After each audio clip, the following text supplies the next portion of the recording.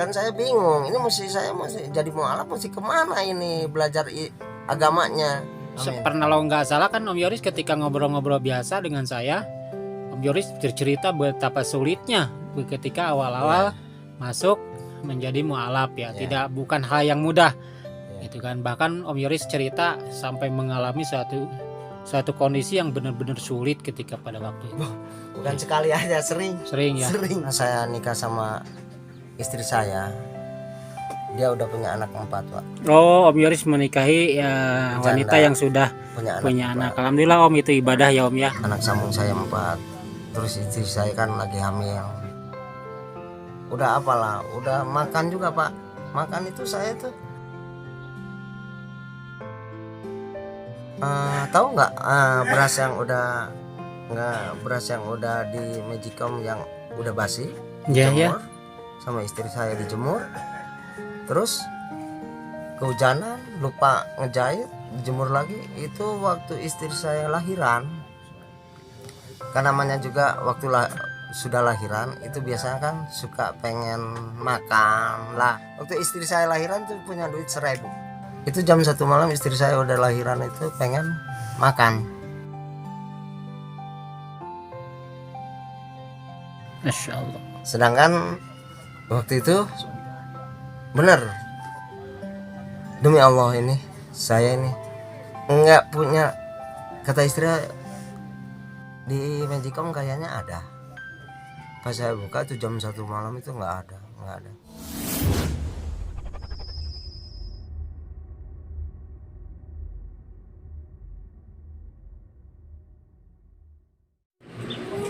Assalamualaikum warahmatullahi wabarakatuh. Alhamdulillah pada hari ini hari Minggu tanggal 24 Juli 2022 saya mau ketemu dengan Pak Yoris yang kemarin kita pernah bikin videonya. Itu seorang Katolik yang masuk mualaf. Kita mau bercerita atau saya mau minta cerita kisah Pak Yoris yang menyedihkan di awal-awal ketika beliau masuk Islam atau menjadi mualaf. Jadi kehidupannya pun sampai dengan makan pun susah karena beliau ini mualaf yang masih diasingkan dan belum dikenal oleh orang. Untuk lebih lengkapnya kita akan temui Pak Yoris. Sekian. Assalamualaikum Pak Yoris. Ada Mang.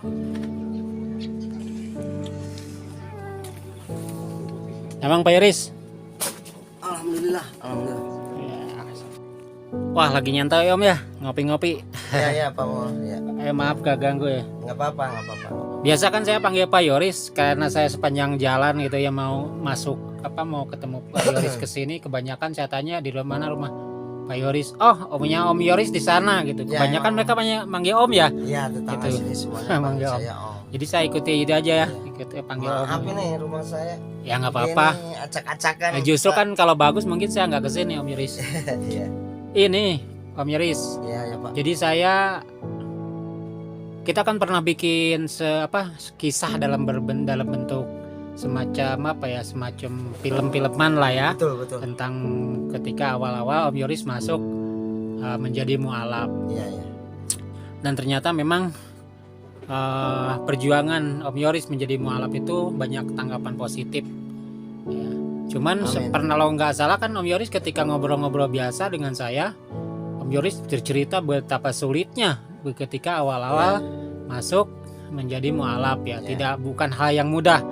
Gitu kan. Bahkan Om Yoris cerita sampai mengalami suatu kondisi yang benar-benar sulit ketika pada waktu itu. Bukan sekali aja, sering ya. Sering. Boleh bercerita nggak Om, awal boleh. mulanya gimana tuh Om? Dari mulai awal Om Boleh. Yoris masuk mualaf. Silakan Om. Ya waktu itu saya ajak karena teman saya itu kan orangnya baik, terus ngajak saya. Siapa Om? Kalau boleh boleh nggak sebut namanya Om? Agung. Agung ya. Ya, dia Agung. Dia ngobrol-ngobrol lama-lama. Terus saya langsung dari hati saya mau masuk Muslim. Berikut Agung yang ngajak saya itu diantar ke kantor KUA. Oh, Om Yoris masuk itunya Betul. mualafnya di kantor KUA Ya, di Kecamatan Pangalengan. Pangalengan. Dan saya punya sertifikatnya. Ada sertifikat ya Om. Sertifikat Alhamdulillah. mualaf ada. Sesudah itu beliau suka ngasih sembako Pak. Saya sembako, ya sembako buat sehari-hari, beras kayak yang begitulah sembako. Ketika masuk, punten Om saya potong. Ketika awal-awal itu Om Yoris punya kegiatan nggak, misalnya kegiatan kerja harian apa? Setiap harinya berkegiatan apa Om? Waktu itu kan saya udah punya istri tuh. Saya nggak punya penghasilan, nggak punya kerja. Paling saya punya itu dari wisata. Itu juga ya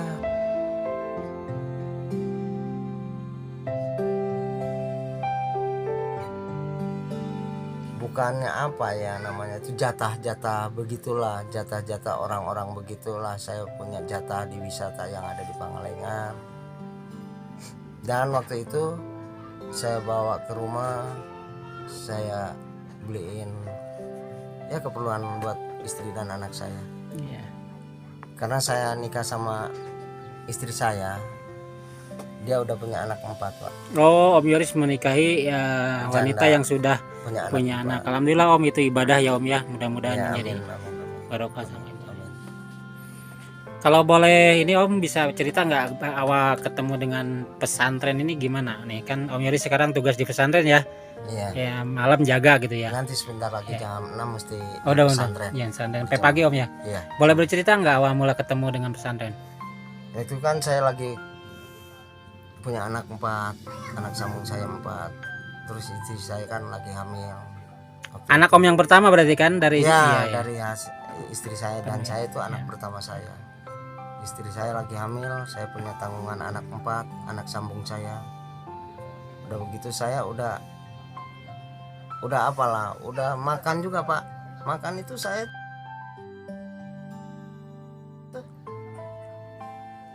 tahu nggak beras yang udah di Magicom yang udah basi.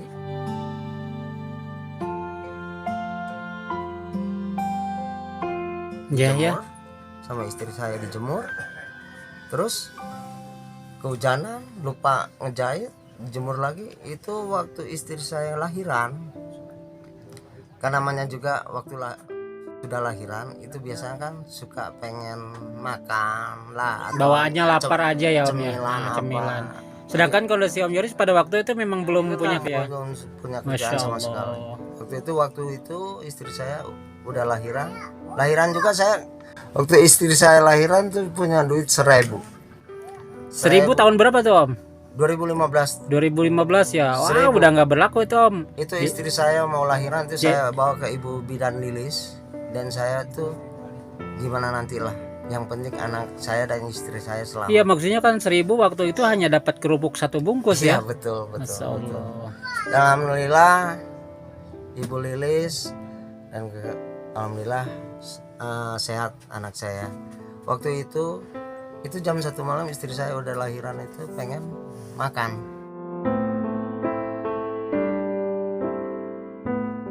Masya Allah. Sedangkan waktu itu benar, demi Allah ini saya ini nggak punya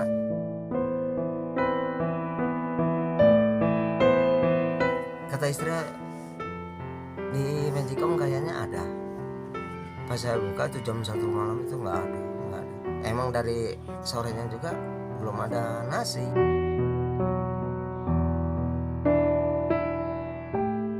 Udah begitu kata istrinya, udah nggak apa-apa, itu aja yang nasi yang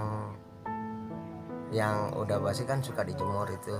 Udah kehujanan, udah dia baru lahiran tuh dia masak. Itu nasi yang udah dijemur.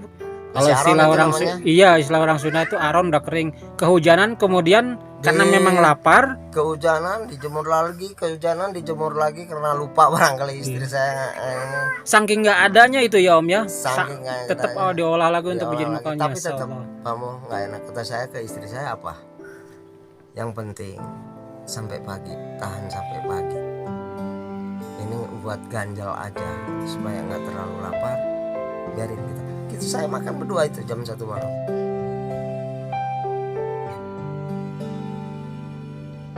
luar biasa. Saya makan berdua. Kata saya ke istri saya,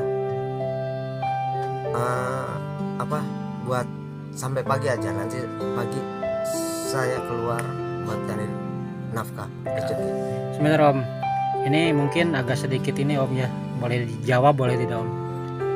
Kalau nggak salah kan Om Yoris di sini tinggal pindah dari mana Om? Dari Manado ke sini ya. Dan saya juga dengar cerita Om ini dengan seorang, bukan lahir dari keluarga yang tidak ada ya, tapi dan lahir dari seorang yang memang punya apa Om waktu itu ayah tuh? Ayah saya angkatan laut. Maksudnya gini, ketika Om harus pindah ke Pulau Jawa, menetap di Pengalengan, Iya. sampai Om kemudian menikah. Ini kan Om ada saudara-saudara. Pada waktu itu kenapa Om tidak mau menghubungi saudara atau gimana gitu, sehingga istri Om yang memang butuh nutrisi setelah melahirkan, Om tidak mau apa, memang mau tidak takut merepotkan, apa enggak enak atau bagaimana ini? Nggak dipungkiri itu juga suka ada. Ada ya Om ya. Saya tidak mau bohong, mereka juga suka ada. Cuma kan barangkali kalau ada lebih rezeki baru ke adiknya atau ke saudaranya ngasih ke saya. Mereka juga kan punya tanggung jawabnya masing-masing, punya anak istri masing-masing. Jadi namanya udah berkeluarga itu udah beda, bukan kayak dulu waktu adik kakak belum berumah tangga. Ya, betul betul. Kalau udah berumah tangga itu Lain cerita ya. kita juga kalau mau apa-apa ke saudara itu segan malu gitu. Nah, terus waktu saya sesudah masuk mualaf, alhamdulillah ada yang ngasih tahu, saking saya udah gelapnya, masa saya mau balik lagi Ya. ke yang itu, Ya. kan nggak mungkin. Nggak mungkin betul. Makanya saya itu gimana caranya nyari orang yang ahli di bidang agama Islam. Itu ada yang ngasih tahu saya, cuma ya begitulah, mereka itu namanya kalau orang bilang itu cuek atau cuma sebentaran aja begitu, nanti kelanjutannya cuma sehari udah nggak fokus terus. Kan saya bingung, ini saya mesti jadi mualaf, mesti kemana ini belajar agamanya, khususnya agama lah, Bukan hanya jadi maksudnya bukan hanya ekonomi. maksud Om Yoris bukan hanya sekedar masuk menyatakan berpindah agama, tapi Om Yoris juga ingin bagaimana belajar agama. Iya. Nah, akhirnya ketemu dengan Ada yang bilang di pesantren, ada pesantren di daerah Citerek sini, dekat sini, ada pesantren yatim piatu apa dengan program Hafiz Quran gratis. Pesantrennya gratis 100%. Saya ke situ. Alhamdulillah saya ketemu waktu itu hari Kamis. Saya masih ingat. Hari Kamis saya ke situ jam 3 2016. Bukan. 2018 saya ke situ dan diterima sama Pak Kiai. Jadi 2017 setahun kemudian 2018 kira-kira pertengahan dia itu datang ke pesantren menemui saya. masih ingat nih waktunya jam berapa tuh? Ya. Waktu itu sekitar asar, bahkan menjelang maghrib, karena nggak lama kemudian maghrib ya. Jadi dia menceritakanlah, memperkenalkan dirinya sudah mualaf dari 2017. Kemudian saya tanya, ada sertifikatnya? Ada. Entah bagaimana dia sudah mempersiapkan fotokopinya. Maka kemudian ngobrol, dia menceritakanlah tentang keadaan ekonominya yang memprihatinkan. Kemudian selanjutnya dia minta solusi. Ya karena kita kewajiban tolong menolong. Saya bilang apa yang bisa kami bantu? Kami juga pesantren yang baru merintis, belum bangunan waktu itu, belum ada masjid, belum ada apa-apa. Ini udah berjalan berapa lama pesantren waktu itu? Waktu itu setahun setengah lah. Setahun setengah ya. Pak Yoris datang itu di sini baru Sekitar setahun setengah. Sudah berapa santri pada waktu itu? Santri pada waktu itu sudah lumayan 12 orang. Alhamdulillah ya. Jadi kemudian dia mengajukan bagaimana kalau seandainya ada job apa di pesantren yang bisa saya kerjakan. Waktu itu memang saya berpikir praktis atau singkat aja. Yang ada paling bagian melek, saya bilang. Kalau mau dia Pak Yoris melek, ya kami tidur semua. Kemudian dia besoknya gitu mungkin gembira ya, nggak lama kemudian. Cuman yang saya lihat ketika dia gerakannya, ketika dia datang dan pergi itu seperti tidak leluasa. Masih ada beban ya, apa gimana? Bukan, karena matanya itu sebetulnya sudah melihat seperti lubang kunci. Oh, Jadi dia ada keluhan mata itu. Udah nggak inilah, udah agak nggak jelas melihatnya juga. itu karena penyakit apa memang faktor yang lain? Katarak. Katarak ya? Katarak ternyata setelah 2 tahun setengah lah kira-kira di pesantren, kemudian dia berobat ke Cicendo.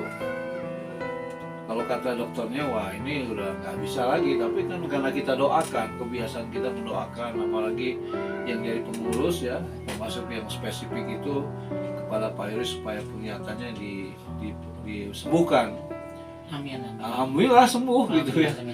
Alhamdulillah. Bagaimana menurut Om tanggapan waktu itu? Nah, nama Pak Kiainya saya boleh sebut. Boleh, silakan Om. Nah, nama pimpinan pesantrennya Dr. Anus Yayatul Hiyat. Alhamdulillah beliau orang yang soleh. Alhamdulillah. Dari pimpinan pondok itu ya Om ya? Iya, saya diterima dan dia juga nanya ke saya. Terus dia juga ngerangkul saya.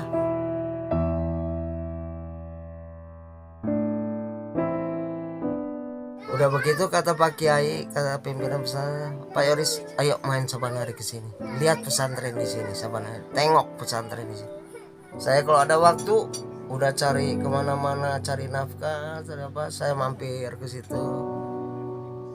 Ngobrol sama Pak Kiai, dikasih beras. Karena memang kita alhamdulillah fasilitas beras tuh tidak banyak, tapi kalau sekedar untuk 2-3 hari gitu kita bisa untuk keluarga kecil ya. Jadi memang agak sering juga kita kasih juga. Selain juga kita kasih honor ya kan. Pulangnya dikasih beras, dikasih beras. Baik bener Om ya. Iya, dikasih beras atau dikasih buat jajan anak saya. Terus udah begitu, saya kan udah lama kenal sama Pak Kiai. Saya bilang, Pak Kiai tolong posisikan saya di pesantren ini. Oh Om sempat ngomong begitu ya? Saya yang ngomong ke Pak Kiai. Kata Pak Kiai apa? Nah ini baru yang saya demen, yang saya suka, orang yang menawarkan jadikan saya posisi di pesantren ini. Alhamdulillah Pak Kiai nanya ke saya. Nah ini saya suka, Pak Yoris ngomong gitu saya suka. Pak Yoris sanggup gak kita sama santri, pengurus sama santri yang lainnya, saya sama santri saya semuanya di pesantren tidur nyenyak, Pak Yoris melek, siap gak? Ya jadi keamanan lah, jaga-jaga di pesantren. Kata saya siap. Kata saya siap. Dan waktu itu kata Pak Kiai saya masih ingat, kalau Pak Yoris siap, besok istrinya bawa ke sini. Udah ada langsung begitu ya? Ya, besoknya hari Jumat saya bawa istri saya, dan istri saya ditanya sama Pak Kiai, kata istri saya, alhamdulillah siap Haji. Saya dukung suami saya di pesantren. Akhirnya Om istilahnya bertugas menjadi keamanan di sana Om ya. Iya. Nah, satu lagi Om nih, ini yang perlu sekali nih karena kan apapun ceritanya Om Yoris ini mempertanggungjawabkan seorang wanita, apalagi ketika bertemu dengan Om Yoris sudah punya anak ya. Iya. Bagaimana ketabahan istri Om waktu itu ketika benar-benar sulit? Apakah memang banyak keluhan? Apa memang banyak istilahnya memberikan support yang bagus atau gimana Om? Bukan saya mengada-ngada atau menilai istri saya istri yang soleha, bukan. Dia nggak pernah mengeluh. Alhamdulillah. Nerima ya Om ya? Dia menerima, dia nggak pernah mengeluh. Kenapa kok ini belum punya beras atau buat anak jajan? Jarang ngeluh ya Om ya? Jarang, nggak pernah. Alhamdulillah, sangatlah ya Om. Nggak pernah ngeluh. Alhamdulillah sampai sekarang udah punya anak 3. Alhamdulillah. Yang paling kecil berapa sekarang Om? Yang paling kecil 6 bulan. 6 bulan ya. 6 bulan. Jadi total semua anak 7 ya. dari saya 3, dari ya si ibu anak sambung 4. 4 alhamdulillah. Mudah-mudahan ini Pak ya Om Yoris dengan menikahi si ibu yang sudah punya anak, saya memohon kepada Allah dan kita berdoa semua Amin. menjadi nilai ibadah yang sangat Amin. luar biasa. Boleh, boleh. Terima kasih Om, semoga ini memberikan inspirasi kepada para mualaf yang kehidupannya sulit. Jangan takut, jangan susah, terus berjuang sehingga Allah suatu saat akan mempertemukan dengan kebahagiaannya. Semenjak saya di pesantren, alhamdulillah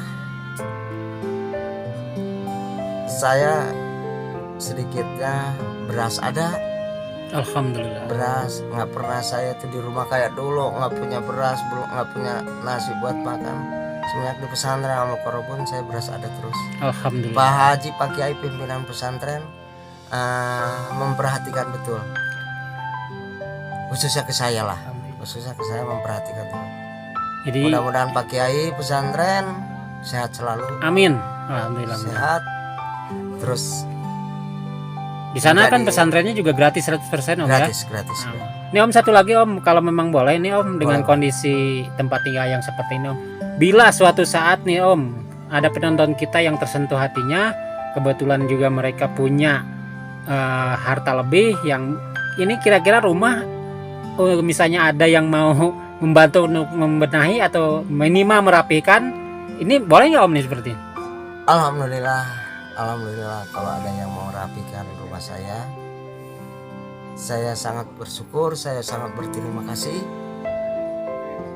dan sangat saya perlukan untuk, karena ini atasnya suka Ya hujan, sangat itu ya Om ya. nggak hujan, kalau hujan itu netes semuanya. Tapi gini Om, nanti kalau memang boleh, mungkin saya minta nomor Om Yoris, akan saya nanti ditampilkan di tayangan ini ya Om ya, sehingga mereka yang berniat membantu Om Yoris dan keluarga tentunya ya, Siap, untuk apapun itu bisa menghubungi Om Yoris langsung. siap, Sementara seperti Om ya, terima kasih atas ini waktunya. nggak apa-apa. Ya, siap. mudah-mudahan apa yang kita ini kan adalah sebagai motivasi kepada yang lain, jangan takut, jangan khawatir dengan berbagai kondisi. Yakin aja. Yakin aja. Terima kasih Om. Alhamdulillah dengan ketemunya Pak Yoris di Al-Mukarrabun, semoga ada calon mualaf yang misalnya melihat ketika menjadi mualaf ini perjuangannya begitu berat ya. Bahkan ada yang disiksa sama orang tuanya. Nah ini mungkin masuk ke dalam jihad ya. Termasuk jihad. Bahkan di dalam tahun kedua atau ketiganya ya, kalau Pak Yoris kedua, tahun ketiganya itu ada seorang mualaf perempuan. Ada juga.